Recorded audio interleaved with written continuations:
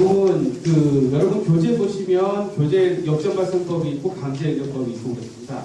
역전발생법은 우리가 가지고 있는 그런 고정관념을 깨기 위한 그런 한 방편으로서 여러분들한테 소개를 시켜드린 거고요.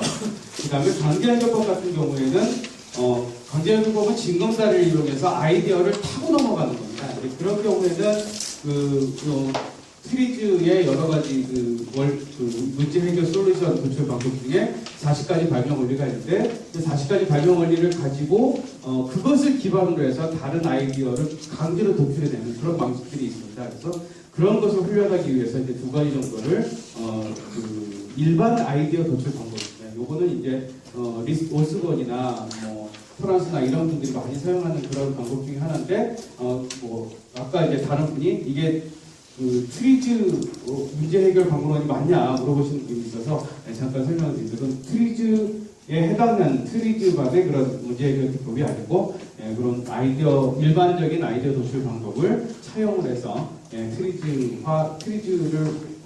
트리즈로 솔루션을 도출하기 위한 준비 단계에서 여러분들의 그 뇌를 말랑말랑하게 만들어 드리기 위해서 사용 방법이다. 그렇게 이해해 주시면 되겠습니다. 이런 방법은 신제품 개발이나 그런 데 굉장히 좀 유용합니다. 신제품 개발이나 특히 이제 PD나 카피라이터 같은 경우에는 강제 연결법을 많이 씁니다. 그래서 어떤 프로그램이나 광고에 대한 어떤 아이디어를 생각을 해낼 때 PD나 이런 사람들은 이렇게 조그만한 종이 쪼가리에다가 단어를 적습니다.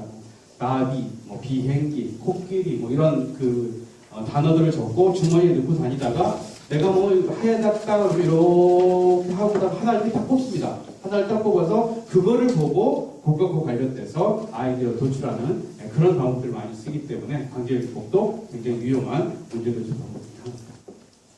자, 아까 문제에 대해서 여기까지 말씀을 드렸어요. 우리가 기대하는 바가 있고 그리고 현실과 있는데 그 괴리감이 바로 문제다라고 좀 말씀을 드렸습니다. 그래서 이 문제를 그러면 요 괴리감이 문제니까 내가 어떻게 해서든 내가 기대하는 바로 가고자 하는 그 목표 설정이 생긴 거군요. 그런 목표 설정 단계에서 내가 기대하는 바가 곧 원하는 결과가 되고요. 지금 현실은 뭐냐? 현실에 있는 내가 변화해야 될 대상이 되는 겁니다. 이 현실이 내가 원하는 결과를 얻기 위해서는 내가 처해 있는 어떠한 현실 혹은 내가 처해 있는 어떠한 상황이 변화해야 원하는 결과를 얻을 수 있는가를 찾아내는 겁니다. 그래서 여기 이 변화해야 될 대상을 변화시키는 힘이 있어야 될 것이고요. 변화시키는 힘 혹은 변화시킬 수 있는 작용이라고도 볼 수 있습니다. 그런 것이 있어야 될 것이고 이것을 변화시킬 수 있는 힘 자체를 만들어주는 것이 바로 도구라고 얘기합니다. 그래서 이 도구에 의해서 이 힘을 변화할 대상한테 가해줘서 내가 원하는 결과로 올라가는 형태를 지니게 됩니다. 그래서 이 형태에서 요걸 갖다가 간단하게 정리를 해보면 내가 원하는 결과, 요거는 곧 변화된 물질 혹은 물체를 얘기하는 거고요. 그 다음에 변화된 물질이나 물체가 되기 위해서는 현재의 변화가 되어야 되는 대상 물질이나 물체가 있게 됩니다. 그리고 이 변화되어야 될 대상이나 물질이 목적물이라고 하죠. 이 목적물이 내가 원하는 결과로 변하기 위해서는 어떠한 힘과 에너지가 필요해요. 그리고 이 힘과 에너지를 만들어주는 구체적인 물체가 바로 도구다라고 이렇게 말씀을 드릴 수가 있어요. 자, 이것을 갖다가 조금 다른 부분을 가지고 설명을 드려보도록 하겠습니다. 자, 제가 뭘 하나 드려보겠습니다. 지금 이게 뭐죠? 사과입니다. 네, 사과입니다. 우리 사과를 대체로 어떻게 드세요? 사과를 깎아 먹죠. 예. 사과를 깎는 행위를 할 적에 그 사과를 깎는 것은 사과를 깎아서 우리가 얻고자 하는 결과는 뭘까요? 우리가 얻고자 하는 기대 결과는 뭐예요? 사과를 깎아서 우리가 얻고자 하는 원하는 결과는 뭘까요? 위생. 한번 적어볼게요. 위생. 또 어떤 게 있을까요? 예? 식감. 또 어떤 게 있을까요?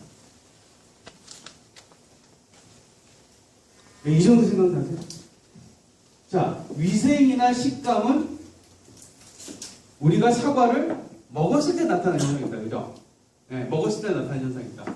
자, 여기까지 진행이 되면 어떠냐면, 여기까지 진행이 되면 내가 사과를 먹고 나서의 생각이거든요. 네, 먹고 나서의 생각입니다. 그렇기 때문에 요거는 원하는 결과 자체가 한 단계 높은 단계에 있어요. 그러니까 요거는 좀 더 넓은 의미의 목표가 되게 됩니다.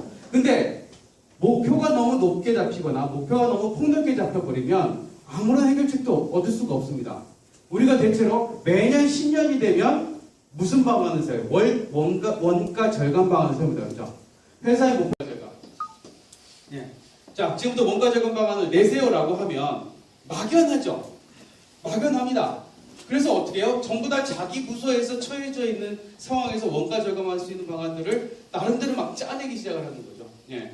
자, 그래 이것은 굉장히 큰 범주에서 나오는 거니까 그거보다 조금 작은 단계에서 우리가 사과 껍질을 깎고 나서 바로 얻을 수 있는 것은 뭐예요? 알맹이죠. 그 알맹이는 어떤 상태예요?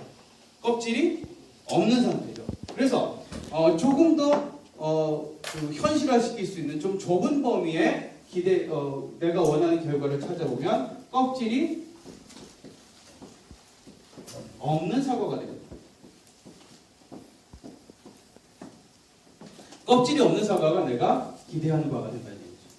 그러면 껍질이 없는 사과는 내가 원하는 결과가 되고요. 그러면 무엇이 변해야 껍질이 없는 사과로 간다는 얘기예요? 지금 현재는 어떻다는 얘기예요?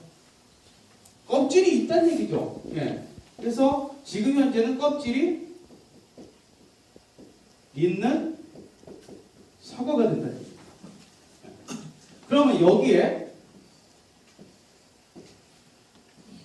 어떠한 액션을 취해주면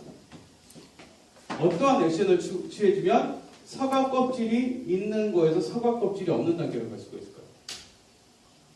껍질을 어떻게 된다는 얘기예요?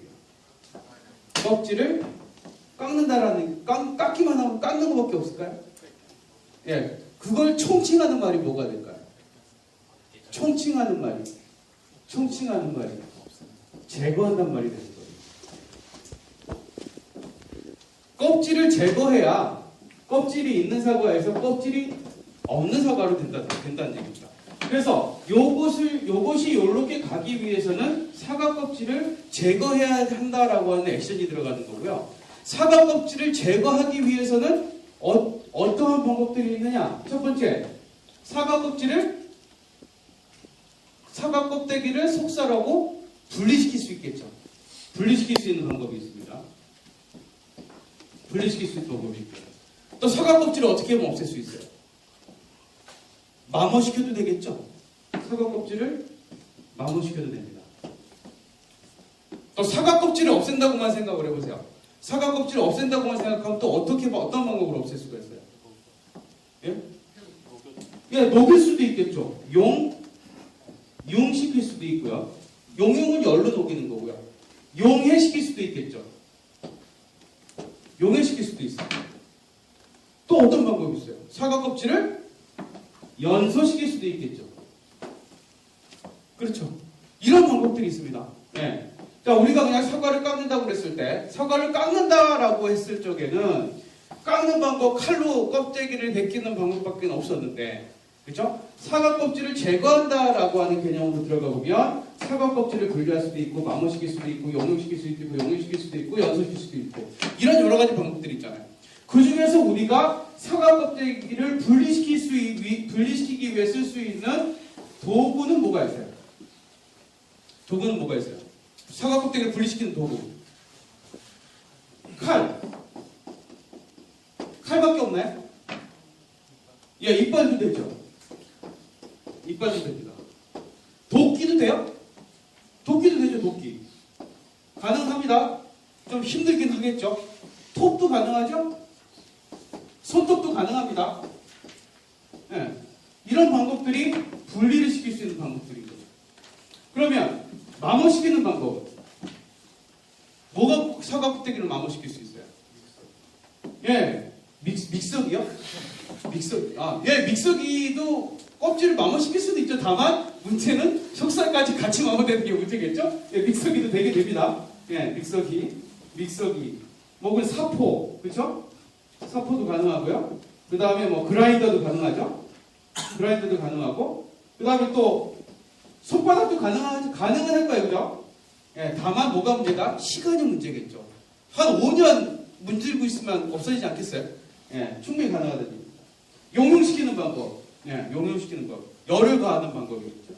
용해시키는 방법, 예, 뭐 갖고 사과 껍데기를 용해시킬 수 있을까요? 그냥 우리 얼핏 생각할 적에 염산이나 예, 황산 같은 게 있으면은 용해낼 수도 있지 않을까 싶어요, 그죠? 예, 그런 생각을 해볼 수가 있습니다. 연소시키는 방법, 예, 불꽃주로 연소시키는 거죠. 예. 그 중에서 이 많은 방법들 중에서 우리가 선택하는 방법은 대체로 칼이라고 하는 방법을 선택을 하고 있습니다. 그런데 이 칼이라고 하는 방법이 사과 껍데기를 제거하는데 현재로서는 가장 유용한 방법이라고 생각할 수 있겠죠. 그렇죠? 칼만한 도구가 없어요. 간편하고 손쉽고. 그런데 만약에 사과를 10만 개를 깎아야 된다라고 생각을 해보세요. 사과 껍데기를 10만 개를 깎아야 된다. 이렇게 생각하면 칼이 10만 개 깎는 데는 유용한 도구가 될까요? 그 도구는 아니라는 얘기입니다. 그래서 대량으로 하거나 만약에 공장에서 어떤 저걸 하거나 할 적에는 자, 내가 생각하고 있는 사과 껍질을 없앨 수 있는 방법이 뭐가 있는지를 살펴보는 거예요. 예. 그 중에서 우리는 사과 껍데기를 깎는다라고만 생각을 하는데 실제로 우리가 사과 껍데기를 깎는 것만 문제냐? 사과 껍데기를 제거하기만 하면 되는 거 아니냐? 제거라고 하는 항목으로 꼭지를 좀 더 올려봤을 적에는 이 사과 껍질을 제거하는 방법 중에 분리할 수 있는 방법, 마모시키는 방법, 용융시키는 방법, 연소시키는 방법, 용해시키는 방법 이런 방법들이 있습니다. 그래서 우리가 문제를 탐구할 적에 여기까지 진전을 시켜서 과연 내가 가지고 있는 이 툴이 내가 가지고 있는 툴이 최선의 툴이냐라고 다시 한번 생각해 보는 단계, 이 단계까지가 우리의 지식을 이용한다.